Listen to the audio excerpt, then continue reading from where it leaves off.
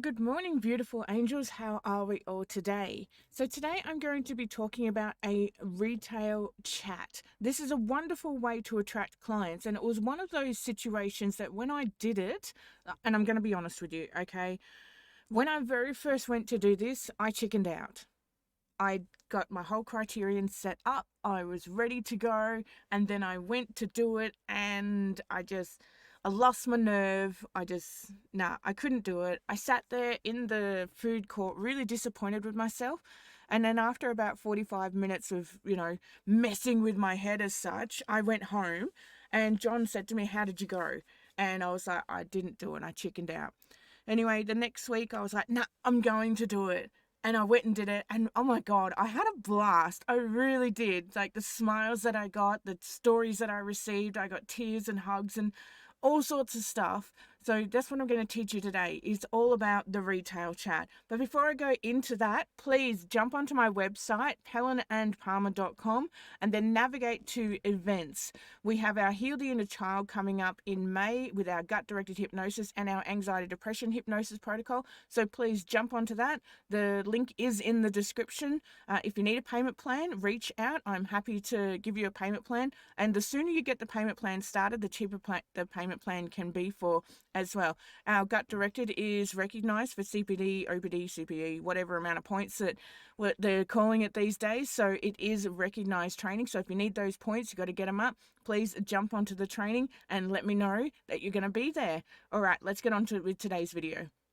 So remember, with all of these client attract videos, you just do the ones that resonate with you. Now, this one scared the shit out of me, like I said, okay? Going out and talking to people that were working in retail. So I literally put my big girl panties on the second time. So I chickened out the first time, but on the second time, off I went. And what happened? I was just blown to absolute shit. I really was. And it ended up being something that I would do every single year, except for the last 2 years when it came to COVID. So I walked around the retailers giving away a small gift. I met workers, I met employers, I met managers. There was even people that I met that I had actually, had done sports with and stuff. I'm like, "Oh, this is where you work." It was absolutely fantastic. Now, what I did the first year was I bought a big box of candy canes. I think you got like 100 of them for like $5 or something like that, maybe $8. So stuff all really. And then I got a heap of organza bags off eBay. I think I got like 100 of them for like $3. I put them all in little organza bags and I started handing them out with my business card. And all I did was I went around to the retailers and I said to them, I said, "Look, I said, just want to let you know you're doing an amazing job. Here's a little treat." That was it. So I organized a meeting with people. So as I went, because there were lots of retailers where I'd meet someone young or new, like I don't know how many retailers that I went up to, and the poor person up the front was being abused by some, douche canoe of a customer. And then I hand them over this little gift, and I'm like, "Look, just letting you know you're doing an amazing job. Keep on going." Not all of them are like that. And there was even one gentleman that was abusing the crap out of this poor lady at one of the bigger retail stores. And he stood there and I actually, he was like, literally ripping this young girl a new one. And I butted in halfway and I handed over the candy cane and I said to her, I said, "Just giving you a little treat. You were just so amazing for me last week when I was having issues. I want you to know that you're doing a fantastic job. And assholes that you meet like this are not a representation of the rest of us." Well, he turned to me and he looked at me and I said, "Don't you start with me, mate." I said, "Whatever your issue is, it's got nothing to do with this young girl." And he backed all the way down. I was willing to have a standoff with this man because he's just abusing a stranger. She's just trying to follow policy or protocol. She's doing the best she possibly can with the education that she has. And all he has is his own ignorance and arrogance. So he backed right down. I said, if you want to have an actual conversation to solve your problem with what this girl knows, I said, let's do it now. I said, I'll stand here. And I stood there and he just calmly talked to her. You don't know what's going on behind the scenes with so many of these people. So when I went in and I gave the little treat, I had so many meetings lined up after that. We'd go have a cuppa. We'd really pick somewhere nice that would reflect success. So we didn't just pick the local deli or something like that. We'd go and talk and have a cuppa at someplace nice. And then we'd talk about how we can help each other. When you're doing this, choose retailers that reflect your business and ask if you can do a small demonstration. So I went into Best and Less, which is a kind of like a cheapo clothes shop in Australia. And I went into Best and Less because I knew that they had big talks and things like that. And I spoke to the lady behind the counter, and the manager happened to be there. And the manager turned around and he goes, "Oh, look, can you do a talk for us?" And they do things like this at Harvey Norman, at JB Hi-Fi, like motivational speeches and customer service stuff and retail therapy and things like that for their workers. But most of the time they don't even know who to contact, or they get busy. So unless you go in and you actually talk to them, they've completely forgotten about it. People working in retail, this is one of real key features, and this is really fantastic. People working in retail have the money to spend on your service. So it's not like you're getting somebody that's, struggling or on the dole or on a pension or something like that. You're literally going out to people who have the money to go, you know what, I can afford this. So approach them. You only have a few seconds. You've got to duck in and out between clients because literally they're trying to serve people, or they're trying to restock the store or something like that. You've only got a few seconds. So hand over the small gift, be nice and understanding, and give them your card. I went into a news agent's, just, jogging my mind. I went into a newsagent's and the lady was super, super busy. And every time I'd been into that newsagent's over the few years, she was always the one there. And when I handed over a little candy cane and my card, I said, "Look, I just want to let you know that you're doing an amazing job." I said, "Every time I've been in here," I said, "I've only ever seen you."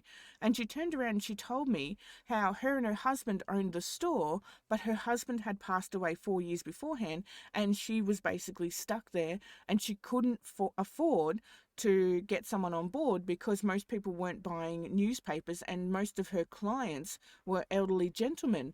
And I was like, "Oh, wow." I said, that's unbelievable." I said, "How are you coping?" And she just, as soon as I said that, I said, "How are you coping?" She just burst out crying, So I raced behind the counter, gave her a hug. I'm like, "Look, it's okay. It's okay. Like, breathe, breathe." And she ended up becoming one of my most amazing clients. And not only did I teach her all about, how to release her anguish and her grief and stuff, because she didn't have a chance to grieve because her husband died and she went straight back to work.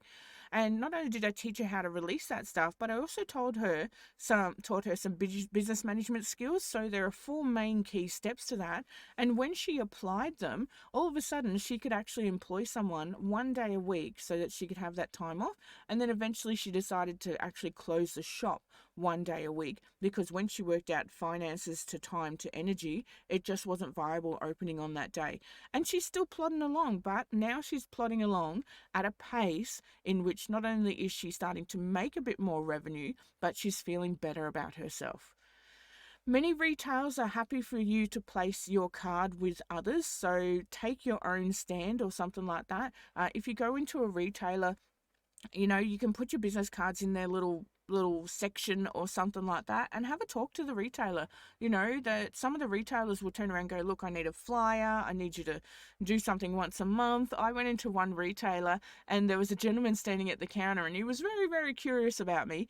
And I said to him, I said, "Oh, look," I said, "you can have a candy cane as well," like this. And he turned around and he was from the local radio station, and we started talking, and he's like, "Look," he goes, "can you pop in like once a month and do a radio show like once a month or something like that?" And that was great fun for a few months until I moved. So you just don't know when the universe is aligning with synchronicity so that you can meet people and go in these different directions. Now, when I went into these retailers, I also took photos of the shops and then tagged them on Facebook.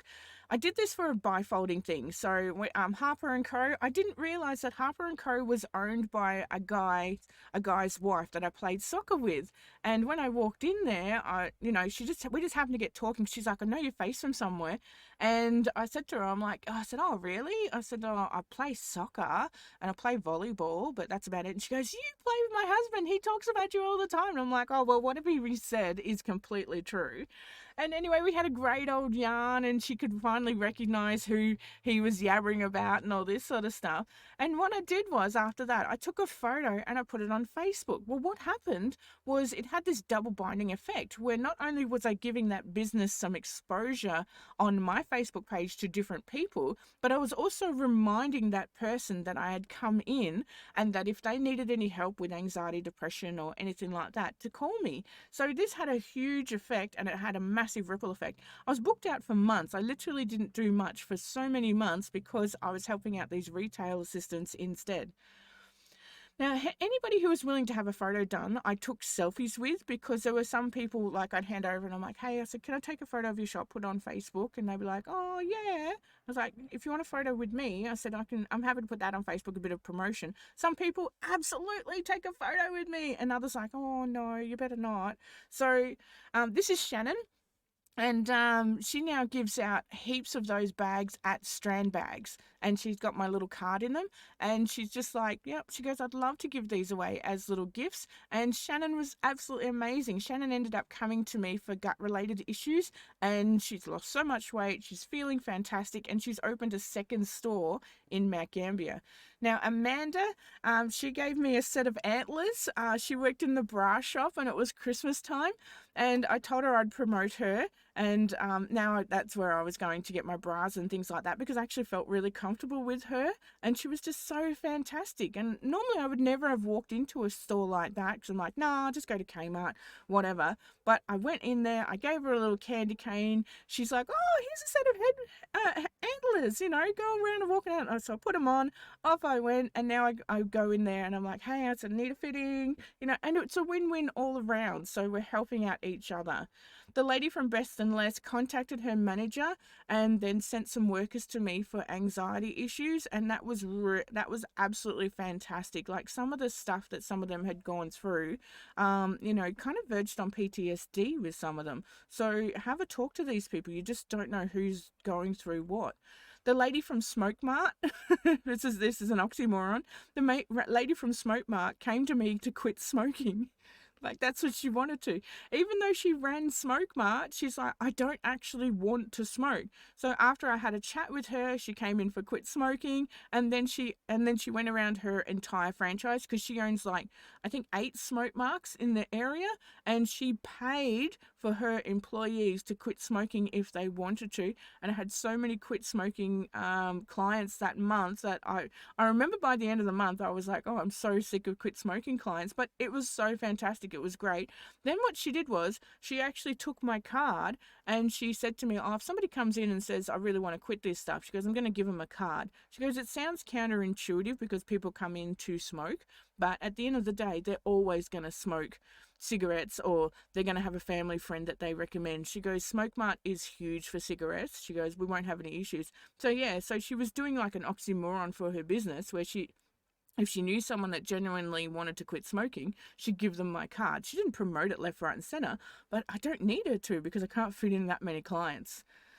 So go and talk to people, okay? Go and have a bit of fun. Like, even with all this COVID stuff, you can still talk to people. There's heaps of fears and phobias people out there. There's people that are understaffed at the moment. There's people that just need some help.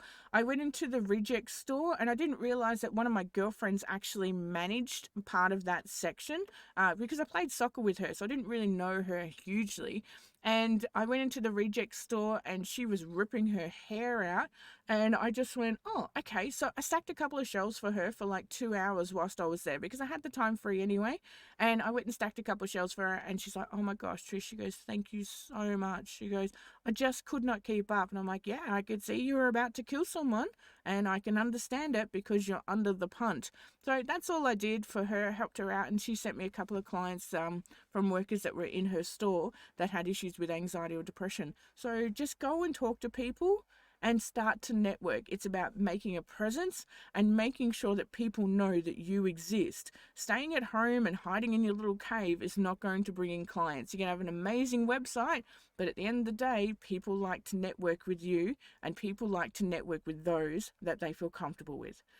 So go and have a talk. Go and do that retail chat. You never know what opportunities are going to present themselves. And it really costs bugger all to go get, like, a box of chockies or something like that and just give away a chocolate with your card. Tell them they're doing an amazing job and then keep on going. If you engage in conversation for whatever reason, keep engaging from there and follow up on anything that is presented and just make sure that you go and have fun with it.